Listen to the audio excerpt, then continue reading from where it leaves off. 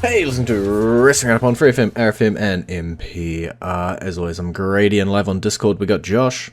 Hey. Two big shows this weekend: Money in the Bank, Worlds Collide, and obviously the Raw afterwards as well. But let's start with Money in the Bank. Um, and I'm gonna just jump us straight into the middle of the show. Women's Intercontinental Championship was on the line. It was Becky Lynch, Lyra Valkyria. We had predicted maybe this was the time to pull the trigger on the Becky Lynch win, and that is exactly what they did. Yeah, it was the right call. It was the natural progression of the storyline. Still a little sad they didn't do anything more with Lyra afterwards. Mhm. Because she just immediately capitulated. Um, and then the next night, and then on Monday night on Raw, we got the return of Bayley to kick off the storyline we've been expecting for 3 months. Yeah, it all made sense, right? We'd said with Bailey being removed from WrestleMania, um, eventually Bailey versus Becky made sense. If you put it over the Intercontinental Championship, then it gives that belt a boost, as this is two certified main eventers, feuding over the title. I don't know what will happen in the short term, or sorry, in the long term. I don't know if we'll bounce the title around, or maybe we'll end up passing it back to a mid carder. But for now, it's definitely going to be a high profile feud with two high profile women, which will hopefully put a bit of a shine on that Intercontinental Championship. Yeah, that's the only thing we can hope is that these two main eventers and guaranteed Hall of Famers elevate this championship in a way that Lyra never would have been able to. Yeah, and much like Lyra with the NXT Women's Championship after Becky came down and did her stint there is a massive spot for somebody to be the one who takes it off of those main eventers, right? Whether it be Bayley or whether it be Becky, whoever's holding the title at the end of that feud, and they do want to pass it on back to build somebody up. We've also had the main event tag team match: Cody Rhodes and Jey Uso going head to head with John Cena and Logan Paul. Oh, well, last week, uh, I said I thought the heels were going to win unless something wonky happened, and something definitely wonky happened. Um, yeah, about 72 hours after a certain announcement, we got a sudden, unabated about face, and Ron Killings is in the WWE now. Not R-Truth, Ron Killings. Yeah, we played his theme last week, and we said that we'd heard the last of R-Truth in WWE. Technically, not wrong. Yep. It'll be interesting seeing what they do with him. Um, I don't know. I would love maybe even just a token WWE title reign. Mhm. Even if it was like he wins it, then Cena like wins it like 2 days later or something. Just to give him that accolade. But yeah, I mean, I'm happy to see that he's back and he's got this seemingly more serious character from what we can tell. Um, and notice we have not said one word about the actual winners of this match the entire time. And that's What? because I was trying to avoid talking about Raw.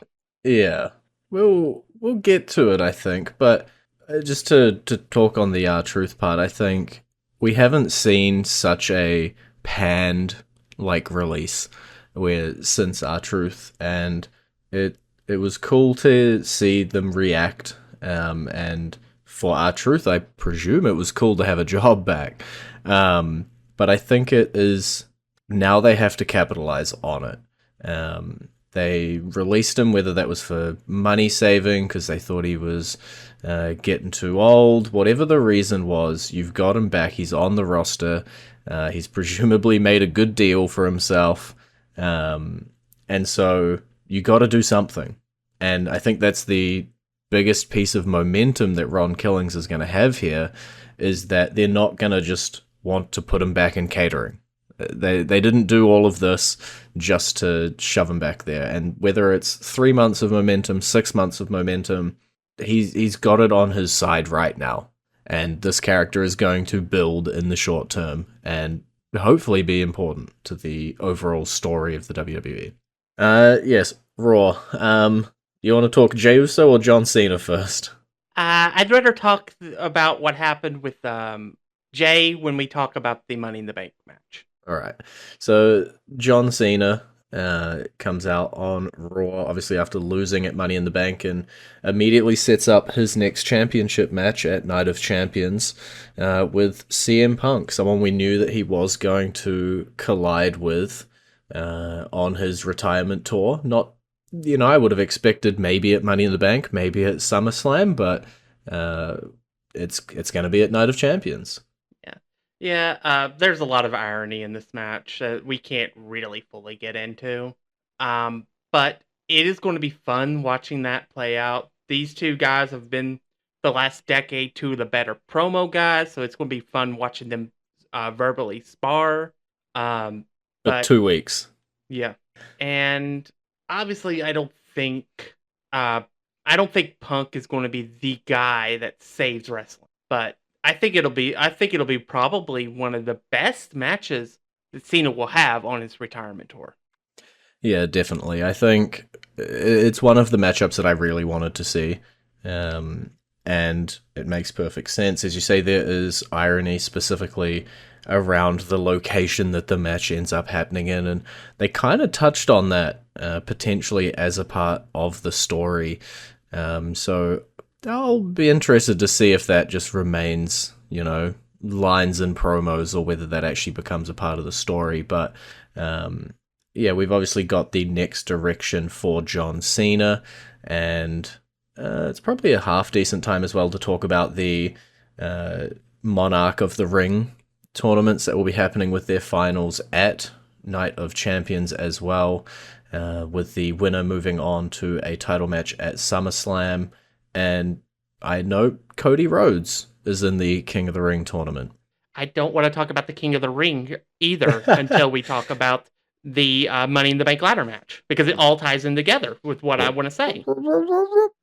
All right, so the women's Money in the Bank ladder match opened up the show. It was Alexa Bliss, Julia, Rhea Ripley, Roxanne Perez, Stephanie Vicure, and the winner, Miss Money in the Bank, Naomi. We were like, well, we could see this person winning. We could see this person winning.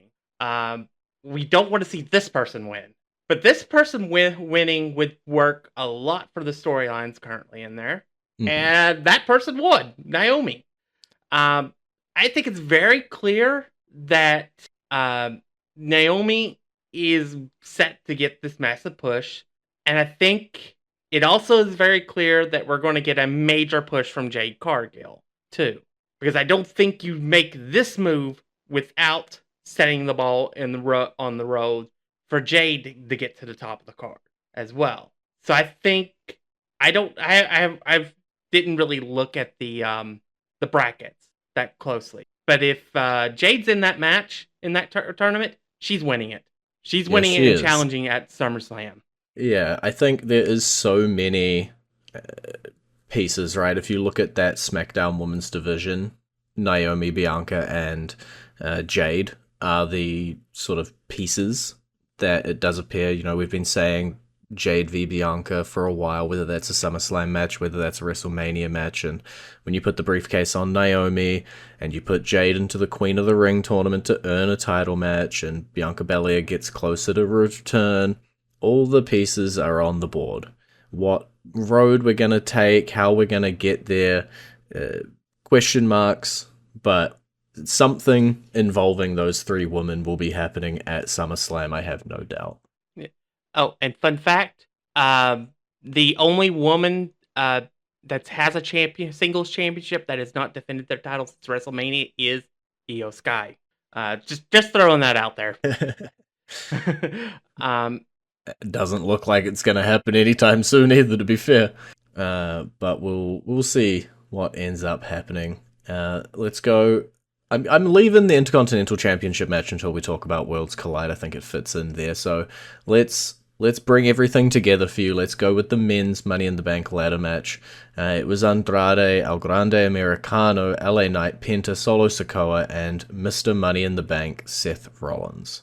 Yeah, I hate it as much as I thought I was going to last week. You said you'd Um, hate it. It happened. You still hate it. yes. Um, I think there's a bigger picture in the play though with this. Um, but yeah, reason I kept pulling back is because I have this massive idea. I think I think Sami Zayn wins the King of the Ring and challenges our new champion, who we'll get to in a minute. Um, and beats him. He becomes World Heavyweight Championship only to be cashed in on by Seth Rollins, who then holds the title until Sammy, doing the same storyline that we got 10 or 12 years ago with Daniel Bryan, gets his way back to the main event at WrestleMania to take the title and gets to keep it for at least for a little bit. Yeah, I could see it. Obviously, the thing you allude to there, Jey Uso took on Gunther on Raw for the title, and Gunther ends up picking the title back up off of Jey.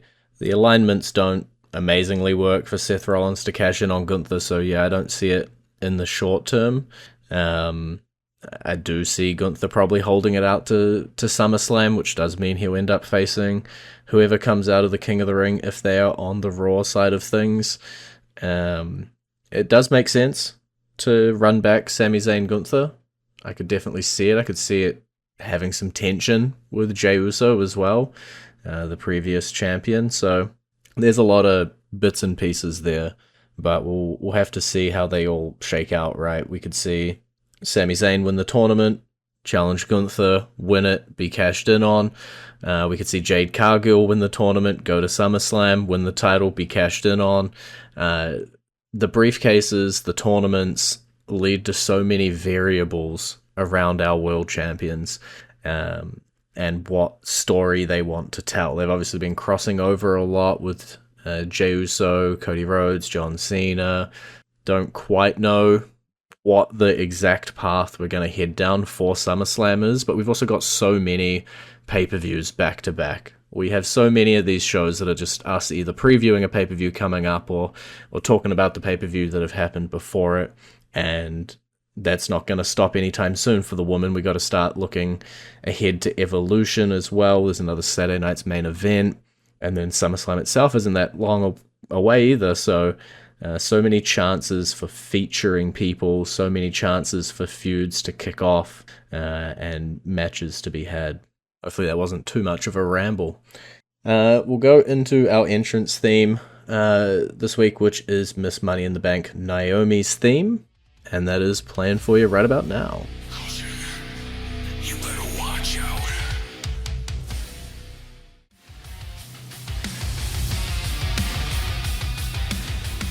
You're back to listening out upon FreeFM, ArrowFM, and MP. I'm Grady, he's Josh. Looking over at Worlds Collide, which actually set the record for the largest live audience for WWE on YouTube, with about 650,000 peak viewers. Quite entertaining for someone who it was. I wouldn't say I've sat down and watched an entire AAA pay-per-view. I've seen clips, I've seen matches, but this was probably the first show that I'd fully sat down and appreciated. I guess running down the card, six-man tag team match was first up. It was Octagon Jr., Aerostar, and Mr. Iguana, who has popped off since this match, going up against the LWO. Yeah, it was a fun match. I think it was everything you would expect between six luchadors working together. But yeah, Mr. Iguana is definitely the star of this entire show. Apparently, he was really easy to work with. They had people really like him, and they're looking to do more and more stuff with him, which I think is a positive. If you can get more people into the Lucha Libre, if you can get more people to interested in like the characters, that will make the partnership better. If they can work that out, whatever they're planning with AAA. Yeah, like we can sit here and we can say, Vikingo's a top talent, Octagon Junior's a top talent, we can Psycho Clown, and then it doesn't really matter. once it hits the WWE sphere, right? What matters is that amazing reaction that Mr. Iguana has had coming out of this. Whether it's recognition over WWE social media, it's getting a single spot during Money in the Bank where they pan to the crowd, they show him, everybody pops.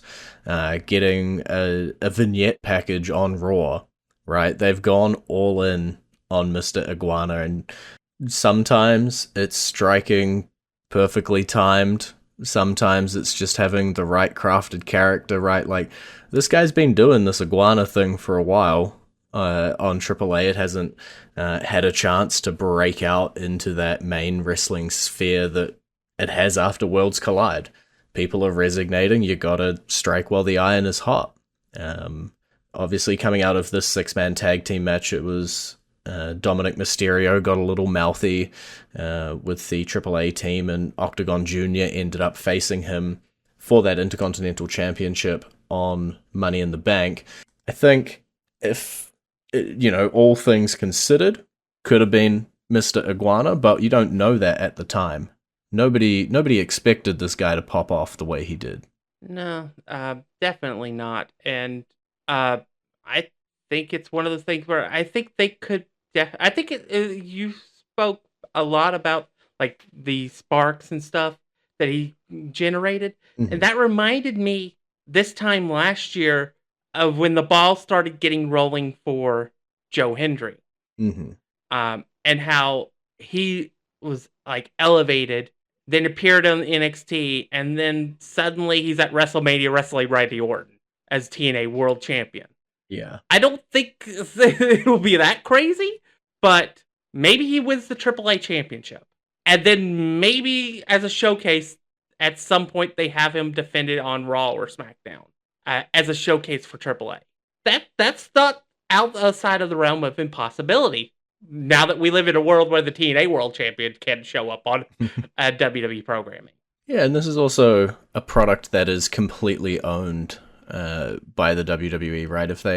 If they really wanted Mr. Iguana and they just said he's ours now, they could move him to being a full-time star on one of the main rosters or on NXT. He could do a 6-month stint here, there, or everywhere. I expect, obviously the Royal Rumble is still a fair while away. I could see him popping up there, as you say, like Joe Hendry did when he built that momentum. Maybe a spot at WrestleMania, but probably not versus Randy Orton. But who knows, right? This is the first week of Mr. Iguana popping off. We have seen similar things where 2 weeks from now everybody forgets about it and it dies out again. So we're going to have to see what the longevity of this is, but I like the character. I like the look. To me, he looks like he's having fun, and that's what makes it fun to watch. Next up was a tag team match. It was Stephanie and Lola Vice taking on Chick and Dallas. As expected, I can't even say NXT, as the WWE is coming out on top, as Stephanie had the double duty to jump over to Money in the Bank later in the night. A solid match for the women here. I'm kind of interested in seeing how WWE works with the women of AAA too. How they interact them, if they continue to like drip them slowly into like NXT or something. Again, another thing that we also have to keep in mind with this whole AAA thing is our original plans that we know were in the place of that WWE wanted to create an NXT Mexico, an NXT Europe, an NXT Japan. AAA owning AAA could definitely be a step towards that.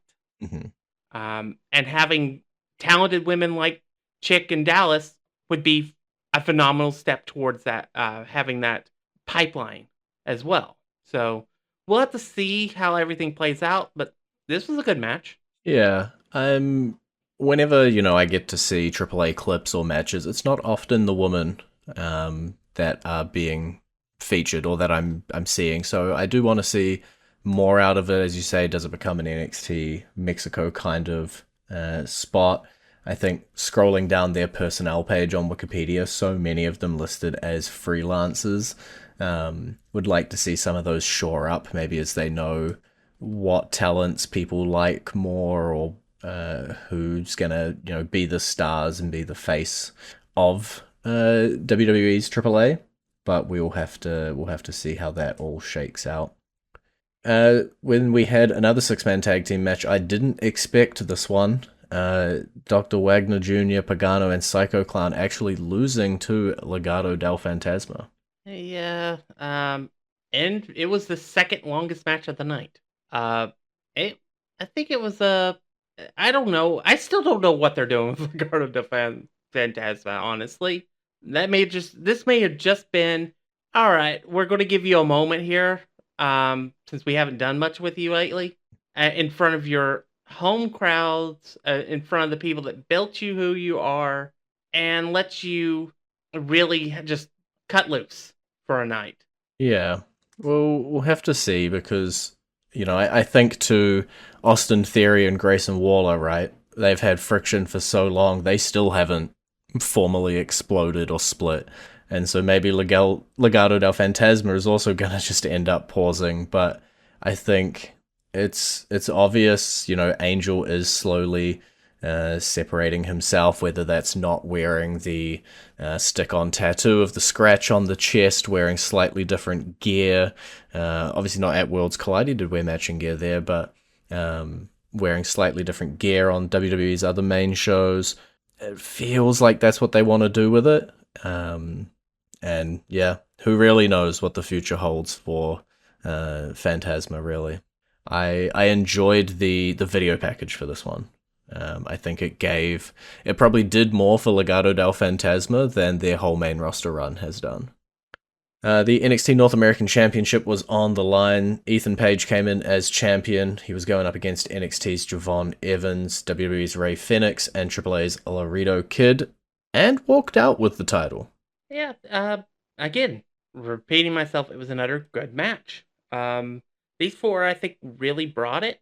I think at some point they need to start working on trying to get Javon Evans higher on the card in some way, because it seems like they're just kind of afraid to push him. That said, I think it was solely because they didn't do it here because they had plans to bring back Ricky Saints, which they did on NXT this week, to attack the champion Ethan Page. So yeah, but I don't know. It felt like there were only two options that this match was going to end. It was either going to end with an Ethan Page retention or Javon Evans was going to win it. Yeah, I think it was still a good showcase for everybody in the match. I think Ethan Page was probably the sore thumb. And so often when you are the sort of contrast for the match, you do end up coming out the victor, and the story is still there. I think it got some people on the card who may not have been on the card otherwise, and yeah, it was a good showcase for Laredo Kid as well. I do always enjoy a Laredo match. Main event, we only got a couple minutes left. AAA Mega Championship was on the line. There was no way Chad Gable was winning it, but he did put on a 22-minute classic against Vikingo. Yep, and made Vikingo look like $1 million and the top star for the company that he should be. I liked what I saw. I liked I liked the package and stuff. It'll be interesting seeing how, again, because we don't know like what their shows or stuff are going to be and how that's going to be shaped up, how they go forward with this championship and the other talent.